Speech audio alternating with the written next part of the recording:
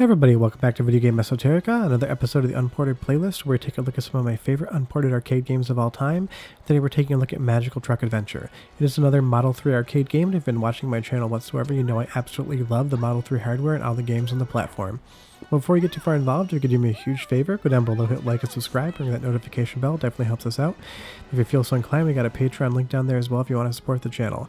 Magical Truck Adventure is a really fun and unique game, both as an arcade cabinet and if you emulate it. Now, if you've seen an original cabinet before, it has a large railroad truck controller on it, and basically you pump that control up and down, almost like a teeter-totter, to increase or decrease your speed. Now, emulating it with an analog stick, that is much easier because you don't have as far to go, but it plays almost like a rhythm game. Not only do you have to worry about what's going on in front of you, but you also have to manage your speed. Now, I will say, of all the Model 3 games that emulate on Super Model, this one does have a slight bit of slowdown. It doesn't affect the gameplay whatsoever, but it's the one game on Super Model that does have a few emulation issues, which is to say that emulator is so incredible and fully featured that there's really only one game that has slight slowdown.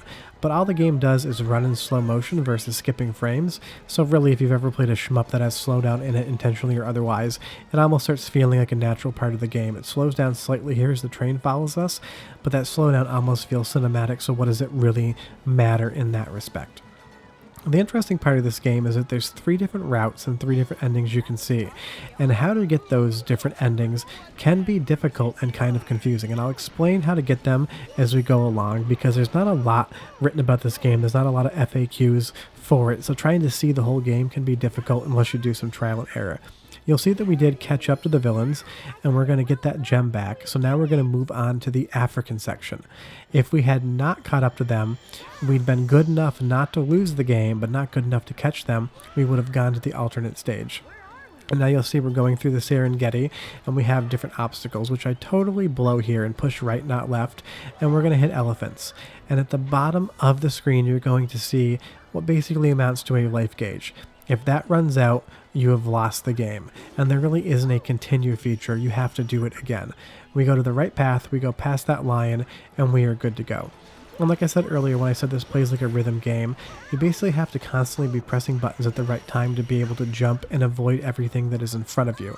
And once you memorize the game, you get much better at it, but like any sort of rhythm or memorization game, a lot of the fun comes in actually being able to remember what's going on in front of you and being able to react effectively to it. You'll see here we're coming out of this tunnel, and we're going to get to another situation where we can delineate between one path or the other. He's going to keep hitting rhinos in the butt with a giant paddle. That's kind of weird in its own right, but hey, whatever works for you to make rhinos go faster. And as we jump over them, we're maintaining that life bar. We're not running out of it. And that's going to be important because we have evaded them. Had we run out of life bar in that area, we would have ended up going to the prehistoric section, but instead, we're going to the future. There's good, medium, and bad endings for this game, if they can be considered that. They don't change a ton, but now we are soaring through space. But you will see that our life bar has come with us for the final stage. So being able to actually beat this game requires a lot of time and attention and memorization because things get more and more intense as you go, and if you don't do things correctly, like right there, the truck disintegrates and we are right back to where we were in the beginning of the game. So getting a full playthrough of this, if you're good at it, only takes 5 minutes, but actually learning how to get good at it takes a lot longer than that. And that's what I like about arcade games, especially ones you can emulate at home, being able to get better at them. As you'll see here, we're letting that life bar get low, but we didn't let it run out. So now they've escaped from us, and we're going to be going on a completely different path, an underwater path. So this is how you get to that secondary path.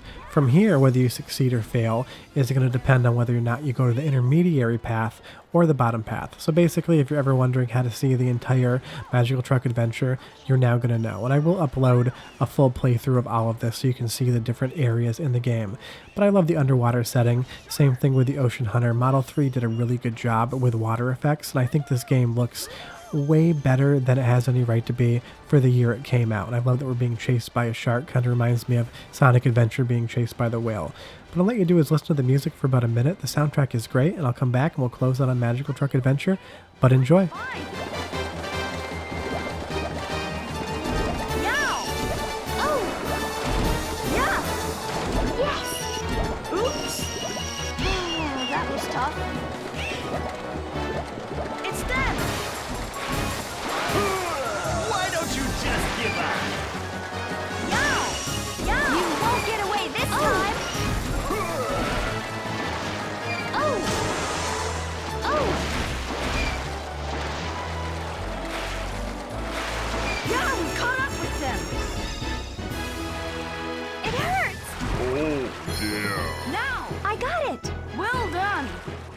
And now you'll see, because we did succeed in that secondary stage, we're going to the intermediary stage. We have gotten that crystal back, and that's the entire navigation system for the game.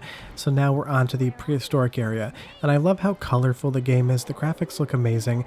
Model 3 is held up better than a lot of other arcade games from the same time. Sega and Lockheed Martin absolutely knew what they were doing when they were developing the hardware, and it shows. And depending on what final stage you get, the future stage is going to be the hardest. The prehistoric stage is going to be kind of like a medium setting. And depending on how good you are, you'll be able to see all 3 endings, or it'll take you a while to see them all. Because you'll see there I fell into that gap, and that was a bit of an issue. And the further into the game you get, the more damage you're going to take when you do make a mistake. So that is something that you do need to worry about, because you have 1 life bar, and it's basically going to have to last you almost the entire game. And the first time you see these stages, you don't know what's going to be coming at you, so being able to effectively avoid it is going to be quite difficult. Sometimes you'll get lucky, sometimes you'll have to replay it and learn again. But it's one of those games, if you miss something, it's 100% on you. It never drops inputs, it never becomes unfairly hard. So if you make a mistake, it's just because you didn't know what you were doing at that point in time, or you pressed the wrong direction or the wrong button. Because the controls are incredibly easy. Hold forward on the analog stick, press left or right to go left or right, and press A to jump. It's as simple as that. But it might be easy to learn, it's incredibly hard to master, because now we have these tusks being thrown at us, and we have only 1 hit left, so we need to be playing perfectly, and any mistiming whatsoever, like right here, we jump too early, our truck's destroyed again, and we're right back to where we came from. But now, showing you the ending of the 3rd stage, so you'll see here we have a full life bar, but because we didn't catch up, we're going to be going to the lower path, which is going to be the easiest way to beat the game, but it's also not going to be the best ending whatsoever. And that's kind of the fun of the game, is that it keeps you coming back wanting to see everything, because it's fun, it's colorful, it's unique, and it has a lot going on for it. And like I said, there's a touch of slowdown here and there, but it never affects the playability of the game. And I actually like the worst path the best. We're in this kind of fantasy nature setting, and we're jumping over these fish right here. It's not much easier than any of the other ones, but it just is colorful enough to really be fun and entertaining. And that's what I love about this game. Now, are you going to see an arcade cabinet for this again? I highly doubt it. I haven't seen one since the early 2000s, but if you do see one, throw a couple credits in it and have some fun with it, because you're probably never going to see it again. But short of that, that is Magical Truck Adventure. I definitely recommend downloading Supermodel and playing it.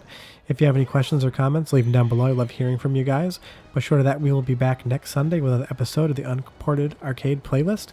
And we'll have videos on Tuesday, Wednesday, and Friday as well. As we navigate through this last little area here, I totally screw up and jump at the wrong time, but I still am able to get to the end of the game. And it does play in widescreen, which is really great. I love the aspect of that. Some of the menus are going to be in 4:3, but otherwise it looks amazing on a modern LCD TV or on a computer monitor. But short of that, thanks so much for watching, guys. I hope you have a great rest of your weekend, and we have finally beaten Magical Truck Adventure and gotten the easiest ending. But we'll see you guys next time. Bye-bye. My